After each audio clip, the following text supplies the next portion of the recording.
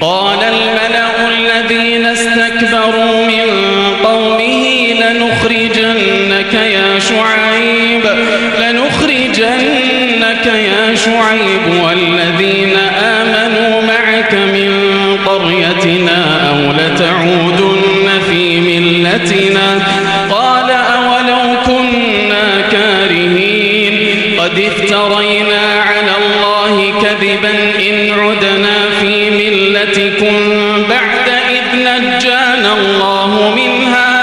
وما يكون لنا أن نعود فيها إلا أن يشاء الله ربنا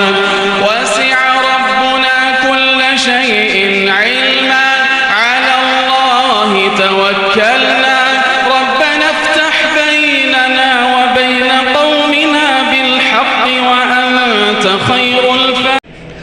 واعلموا أنما غنمتم من شيء فأن لله خمسه وللرسول ولذي القربى واليتامى والمساكين وابن السبيل إن كنتم آمنتم بالله وما أنزلنا على عبدنا يوم الفرقان يوم التقى الجمعان والله على كل شيء قدير. يعتذرون إليكم إذا رجعتم إليهم قل لا تعتذروا لن نؤمن لكم قد نبأنا الله من أخباركم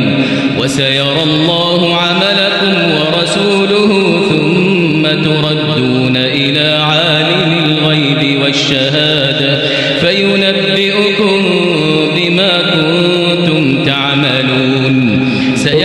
وما من دابة في الأرض إلا على الله رزقها ويعلم مستقرها ومستودعها كل في كتاب مبين. وهو الذي خلق السماوات والأرض في 6 أيام